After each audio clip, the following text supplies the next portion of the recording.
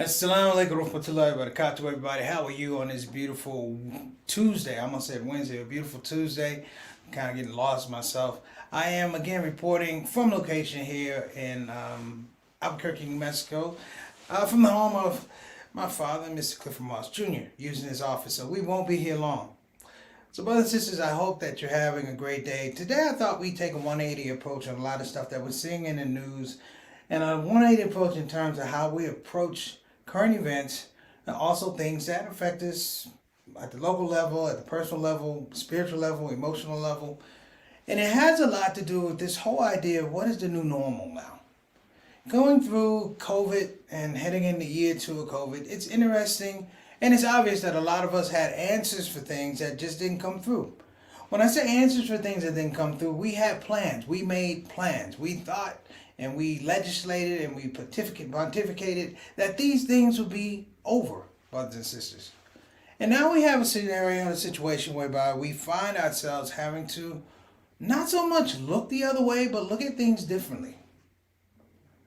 You know, there's a great, we live through these things, all things considered. Well, you know what? We don't know all the things. We don't know all the things. It's a saying, and we say things like, the best we could do. We don't really know what the best we could do is. Because a lot of times we are, for lack of a better word, we're reporting from our own imaginations what we can do. Clearly, deferring to the fact that we can't control things out of our own space. So today, I thought it'd be interesting to talk about the new normal. And the new normal is we have to put a much more calculated valuation on the unexpected. Things that happen. And it's not the things that happen. These things have been happening for a while. But clearly in the last 2 years, we find ourselves in a situation whereby we can't control these things. I hate to refer to COVID as a wake-up call. It's not a wake-up call.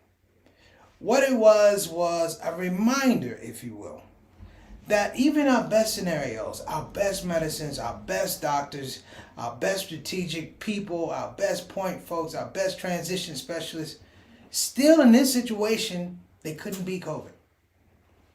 Now, there's a lot of geopolitical implications, there's financial implications, and we can talk about that. But I'm going to talk about the fact that there's been a paradigm shift. And many of us are a part of that paradigm shift. We're finding that the deal these days is not so much how well you plan, but it's more so, can you pivot? Can you make the U-turn where appropriate? Can you do a slalom where it's needed? Whereby the best laid plans are just that, they're laid plans. We say in this religion, we say Allah is the best of planners. And I think sometimes we say it haphazardly. We say Allah is the best of planners. But you know what? We plan. We plan hard. We have things like Planned Parenthood. We have guide plan. We have all kinds of plans. And we have all these strategic narratives that have been out there for years. But, brothers and sisters, there's a new normal having to do with dealing with the unexpected.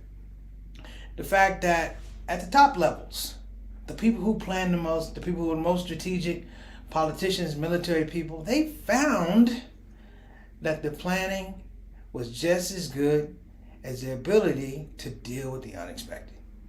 All right? So on the shout-out show today, we're going to jump on that today. I want to thank people for tuning in. I want to again give a big shout-out to the Moss family for providing this house, this office where I can do my show. And I also want to make sure we give a shout-out to Imam Muhammad in Columbus, who lost his life. We also had 2 fatalities up in Minnesota, Muslim brother and his daughter. You can go on Launch Good. They were murdered inside of their house. It's terrible things. And of course, we want to go ahead and send out our greetings and also our well wishes and prayers to those who are sick and shut in. We appreciate you and thank you so much for tuning in to the show. Okay, so I'm going to get ready because we have some big news as well. And it's not all gloom and gloom. It's not all of that. And I'm going to talk a little bit about how sometimes, not so much planning, but planning for the unexpected. Being in a position, if you will, or formulating understanding about the unexpected. We're going to talk about that. I'm Preacher Monster. This is the Shout Out Show. Let's go ahead and get it rolling. Satana, hit me.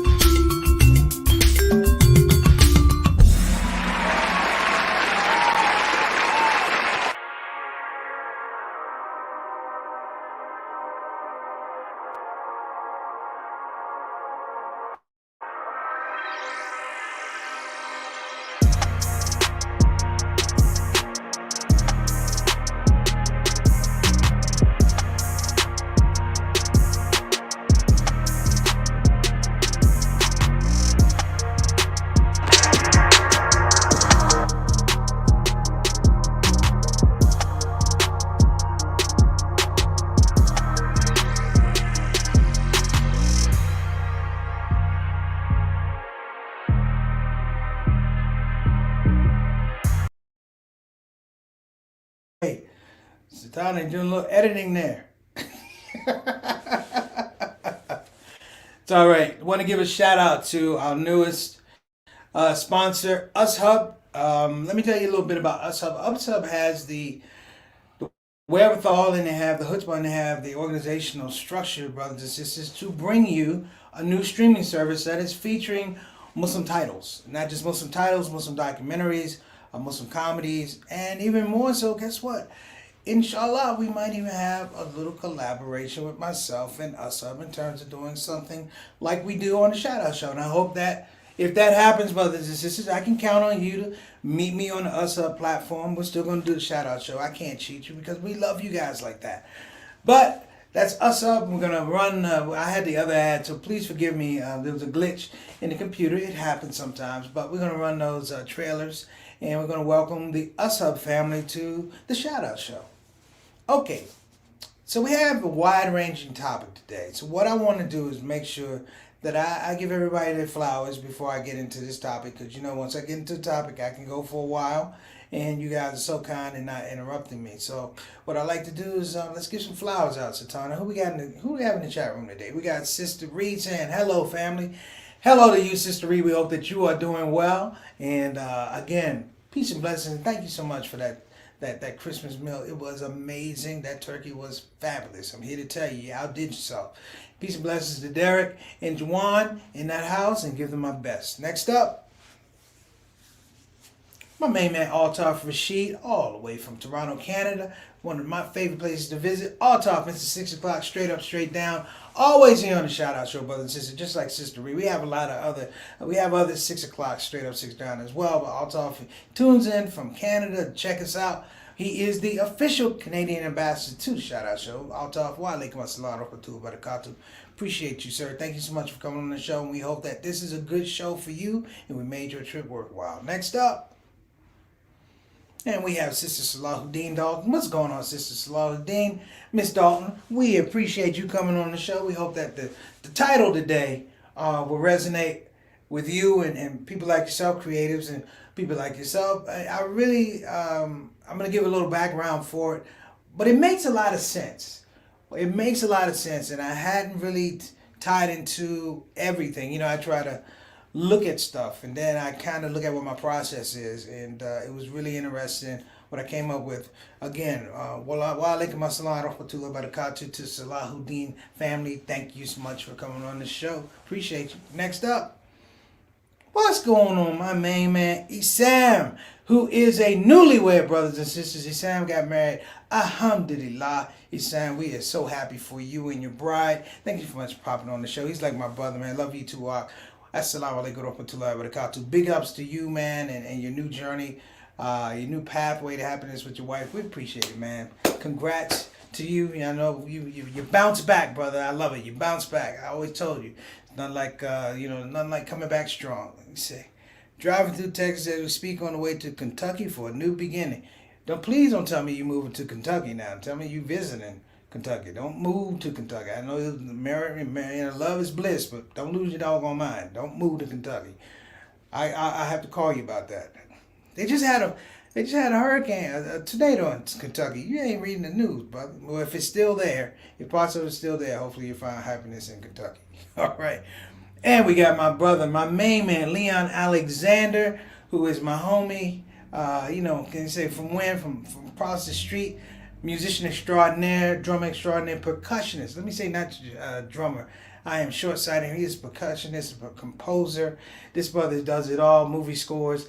And he lent his artistic beauty and talent to the Love Supreme Anatomy of Gratitude comedy special, which, brothers and sisters, is now streaming on UsHub. So if you go to ushub.tv, you will see the Love Supreme Anatomy of Gratitude, and you can see myself, Brother Leon, and Brother Tariq Mateen tearing it up. It was quite a night, man. Peace and blessings to you, Leon, and a big shout out to Big Leon too as well. Give him my love. Good to see you on the show, Op. Thanks so much. Next up, we got Sister Zatanna working the control booth. Sister Zatanna, you know you had me on screen when the commercial was going, but it's all right. We'll talk about that.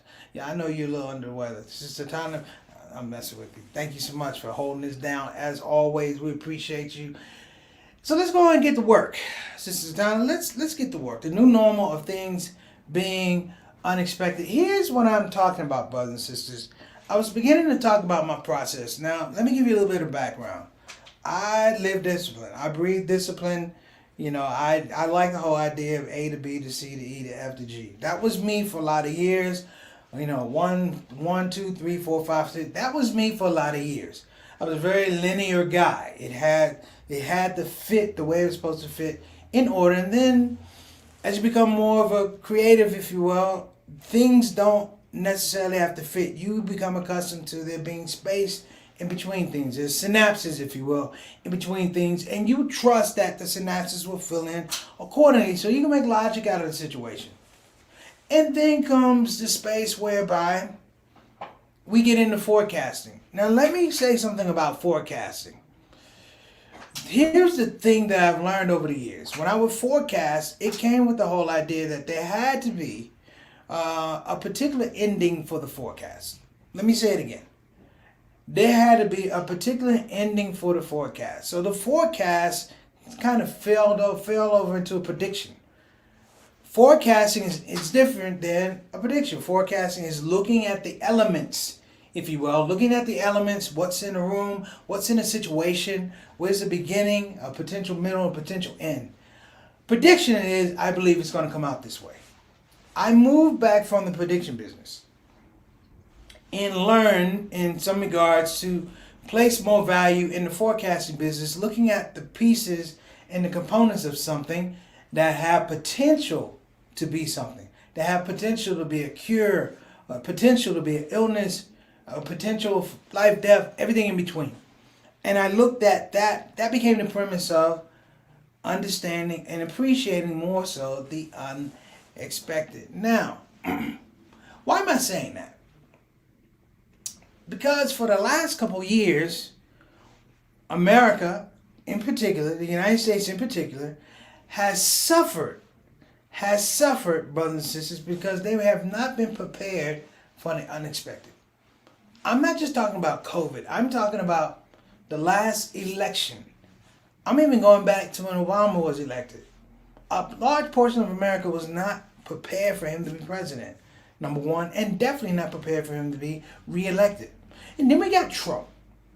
And Trump's situation was different. Because at least with Obama, we had this idea that he had a moral compass. He had a center that if things really got bad, we knew there was something that would draw him back to the Constitution, draw him back to the Declaration of Independence, draw him back to law, if you will. Draw him back to religion. He was that guy. Then we got Trump, who's a deeply flawed individual. And what happened was we didn't actually expect for him to be president. He became president, and we've been dealing with the unexpected for this guy He's not even president now. We still deal with the unexpected nature of his actions. So where does this come from? Because in America, we always talk about this American exceptionalism. This is one of it. This is one of the things I'm really speaking of. And it's the idea that constantly, not America, but Americans have a huge draw on the idea of being right, or being able to predict that something's going to happen, or to be, in some regards, to be able to manufacture a particular response, a particular result. But what has happened, I want to say in the last 18 months, is America's gotten really, really bad at it. When I say really, really bad at it, it's not it got bad at it, but the skew of the problems that we deal with, the ability to sit in a room or sit in front of people and communicate that I made a mistake has become a huge chasm now. As we say, the scholars used to say, I'm right with a possibility of you being wrong, or you're right with a possibility of me being wrong. But there's a possibility. And that's a part of the forecasting. We talk about possibility, probability, and then you move to prediction. But we're going to pull away from that. Military school, for me, brought home a couple things. When I went to St. John's, I had to take this course for 4 years called military science. And they taught you military science, and you learned about measurements and strategies, and it is what it sounds like. They were training us to be soldiers. Obviously, I did not turn out to be a good soldier. But it was heavily built upon the collection of data and being able to successfully predict behavior. Meaning, I'm going to do A. When I do A, B will happen. And even more so, brothers and sisters, we have these things called war games, if you will. And when I say war games, I mean we have people who simulate wars. It's a big thing. The Rand Corporation in the United States, here in Virginia, and they have one out in California. They simulate things, everything from war to famine to, you see what I'm talking about. And it's okay, I guess, that people spend their time on that. But here's the thing, though. It's not so much playing with safe games. It's playing games with things that should be sacred. So when we talk about COVID, perchance, the issue with COVID, as opposed to other countries, check this out, is that they leaned on artificial intelligence with our medicine, with vaccinations. They leaned on artificial intelligence. And that artificial intelligence has been around for years. We're talking about algorithms. We're talking about formulas. We're talking about all these. They've been around for years, and they're embedded in our culture. They are 100% embedded in our culture. We have become lazy to artificial intelligence, brothers and sisters. And that new normal is not that we don't know the possibility of things. It's that we don't know the possibility of things beyond the intelligence that's given to us. Case in point, we talk about algorithms. We have the housing crash and things like that. These are prime examples of what happens when human beings and artificial intelligence get together and their plans don't work. They don't have backup plans to deal with the unexpected.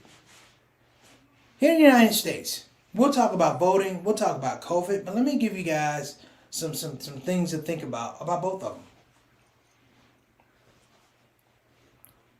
In other countries, I figured this out. In other countries like China, the COVID numbers were down in China. I mean, they're going over with Omicron, but whose numbers aren't?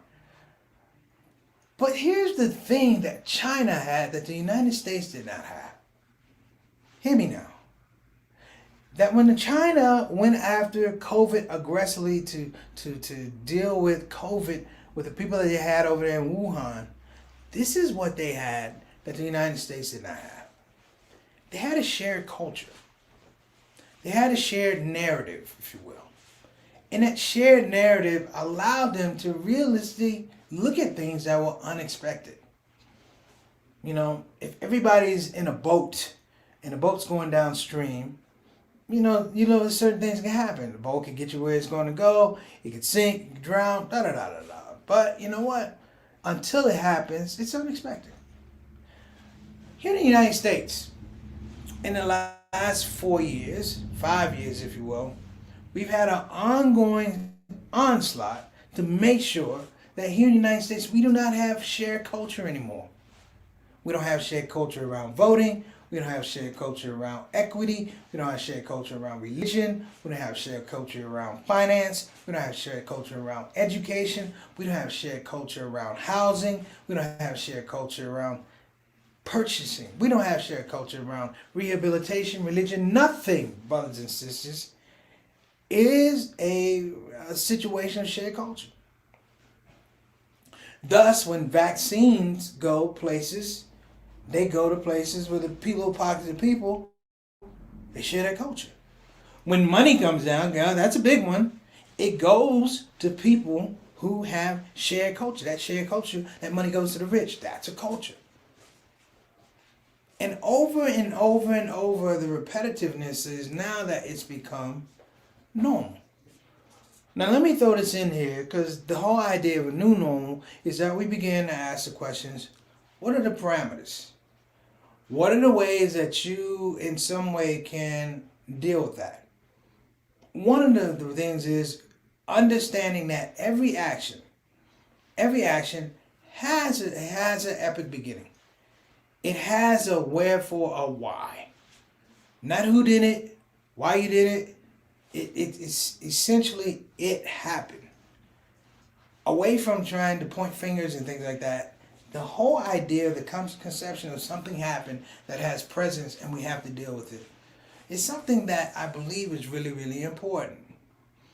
I talk about forecasting, and the reason I keep talking about forecasting, it allows me to not have as much bias as I would in terms of prediction. Like, I will look at certain things, efforts, actions, and I can say, well, I'm not saying that will happen or that won't happen, but I look at the individual agents in the situation.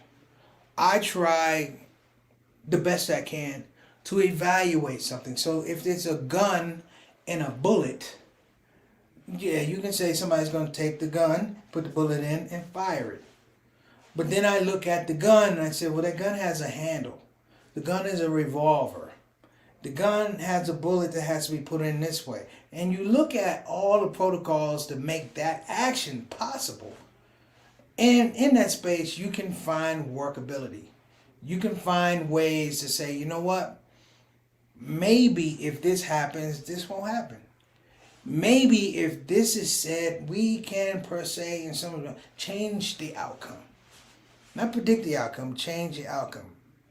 And that changing the outcome is not so much I'm trying to get to the end. I'm merely accepting and putting a high evaluation on the unexpected, because that's where it starts. Okay.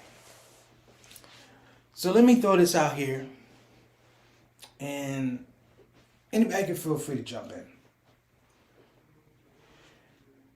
The next couple of years, 2 years, people are talking about Bitcoin and cryptocurrency and things like that. You still have to have a fiat dollar. You have to have a fiat economy. That's not necessarily going away anyplace, because guess what? If you did away with the dollar, everybody doesn't have access to Bitcoin. Like, everybody doesn't have access to a computer, which is essential to be able to be a part of a Bitcoin economy. Am I saying that the dollar is going to go away? No. I'm saying let's look at the conditions of what could happen if it could go away. Let's talk about COVID. COVID is unexpected because why? We have different variants. We had a COVID-19, we had a Delta, we had an Omicron. Is it any surprise to people that we keep having these new mutations?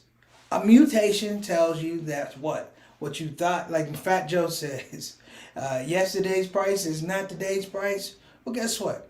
Yesterday's virus is not today's virus. And all you can do is take that space of, like I said, dealing with the unexpected and develop a protocol. Develop a go-to plan that says, I may not be able to figure everything out, but here are the basic things that we're going to do. When you talk about the rollout to help people with COVID-19, the education was missing. The honesty was missing. The idea that people mattered, and the failure to take this whole virus and present it to the United States that we had a shared culture. That shared culture was around health, protecting the elderly, protecting the children, wash your hands, social distancing, wear your mask. But somehow it got lost. And the reason it got lost is because people, when they are not adept at dealing with unexpected things, they panic. They panic every time. And the panic leads to these crises in leadership. You know what I mean? And I'm looking at it and I'm like, why? I'm particularly African Americans, Latinos, we are spawned from culture that has to deal with the unexpected all the time. You can't trust the law. At one point in time, you couldn't trust the law. You couldn't trust the vote because the law wasn't there for you and you couldn't vote. What do you think our ancestors did in these slave plantations? Every day they dealt with the unexpected. I can't fathom the mental capacity and strength that they had to deal with. This is coming from Africa, Middle Passage. This is raising families in the midst of this not knowing, constantly not knowing. And all praise is due to them in that space, in that psychosis of constantly not knowing. They developed infrastructure. And the infrastructure was just malleable enough to deal with what? The unexpected. Now here's the deal now. Since we're talking about the unexpected. All unexpected is not negative, okay? You can't have good things happen that are unexpected. See, I had to throw that in there because some people are like, oh my gosh, it's so bad. It's not so bad. Sometimes things happen that are good, they're unexpected. But this is a part of life. It's a part of life. We live in a continuum of you don't know. You don't know. You've heard me say this quote. I just said my dad says this thing all the time. Ain't nobody gonna get out here alive. Well, guess what? When you go, it's not like you expected. It's built on a continuum of the unexpected. So if life is giving us these clues, brothers and sisters, why are we not picking up the clues? Why are we not reframing our thought, beginning to say, wait a minute, let's look at the evidence around us and come up with our own conclusions, build our own models, frame our own infrastructure. Literally, let's develop our own intelligentsia in terms of how we want to look at a problem, as opposed to following the lead of people who continually panic. So listen, I'm going to get out of here. You guys have been great. And I just want you to think about this just a little bit. Just think about it a little bit. What we talked about. The new normal of the unexpected. I'm happy every day I wake up. I don't know what's going to happen. I used to be very, very anal about that. But I wake up in the morning and I start with the fact I'm happy to be living. The rest of it, I just have to experience. The rest of it, I just have to go through and say, hey, it's outside of my space, my specter. I can't control anything. And appreciate it. Appreciate that. Frame it as something as a bit of a mantra, a bit of an affirmation that you are still surviving despite the fact you wake up every day and things are unexpected. Sorry about that. So listen, I'm gonna get out of here. Let me go ahead and get to our folks. Wa alaikum assalam rahmatullahi wa barakatuh. JT, how you doing, brother? Good to see you on the show as always. Appreciate you. Sultana, we have anybody else? We got Eric, better known as Carter. Wa alaikum assalam rahmatullahi wa barakatuh, beloved. Appreciate you coming on the show. Thank you guys for your patience. So listen, start thinking about this new normal of the unexpected.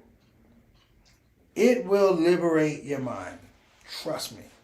It will liberate your mind. Okay, so let's go ahead to the wrap up.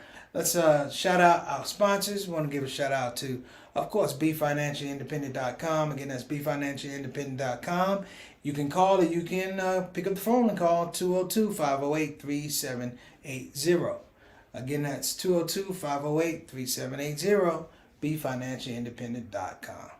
If you're thinking about a quality graduate level education, brothers and sisters, you got to check out Bayan Islamic Graduate School. Again, that's Bayan Islamic Graduate School. Don't wait. Don't wait. Run, don't walk. Go to your computer and check out bayanonline.org. Again, that's bayanonline.org, offering programs in Islamic leadership, Islamic studies, Islamic education, and one of the best programs, a Master of Divinity with a focus in Muslim chaplaincy. You got to check it out.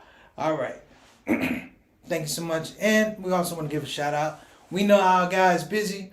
Shout out to Ijaz Saeed, who is the director of Convenient Urgent Care, who find themselves extremely busy right now. And I'm going to tell everybody in the city of Houston, if you are not feeling well, go get yourself a COVID test. You can go to www.convenienturgent.com. Again, that's www.convenienturgent.com. 3 locations in the Houston area: Cypress, Pasadena, and Houston on Parker Road. And I want to give a shout out to our newest supporter, and I'm looking forward to doing big things with them. We'll be talking about that moving forward. Thank you so much, Satana, on top of the game. You can go to ushub.tv. Again, that's ushub.tv. If you're tired of giving your money to Netflix and you can't see anything that's halal or representative of your culture, your lifestyle, your beliefs, go to ushub.tv. And I'm going to say this about ushub. They're doing it right. They're going to be surprising a lot of people, brothers and sisters. This could be the new or the halal remedy for a lot of things in Muslim entertainment. And I also believe this could be the pathway for the legitimacy and the valuation, the power and the growth of Muslim entertainment, halal entertainment. So keep your eye on ushub.tv. You know what time it is. Preacher Moss, I'm out of here. God bless. Assalamu alaikum wa rahmatullahi wa barakatuh. You're from Albuquerque.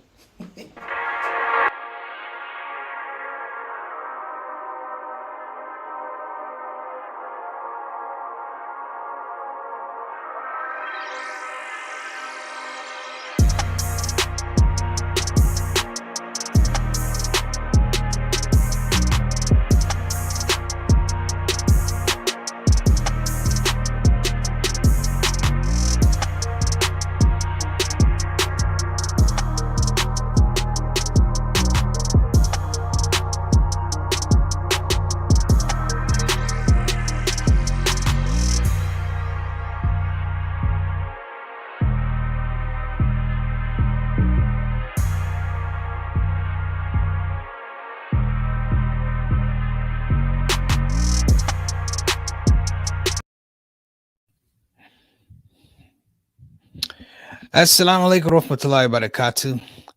Well, team, we've come to the end of yet another show. And I have to say, I had a good time, and I hope that you had a good time as well. Listen, at this part of the show, we have no more show. I could literally sing a song saying we have no more show. However, to spare all of us that embarrassment and chaos, I'm just going to say, please join us tomorrow here on the Shout Out Show, Monday through Thursdays, and every first Saturday, we do our Saturday Spotlight. Here we are again, 5 to 5:30 on the Central Time. And of course, we're going to do our rebroadcasts at 8 o'clock Central, 9 o'clock p.m. And of course, that would be 6 o'clock on the West Coast. So, time for you to go, because it's time for me to go. I think I will do that song. Thank you for coming to the show. Thank you for coming to the show. That's all the lyrics I wrote. But you get the idea. See you tomorrow. Assalamu alaikum. Shout out.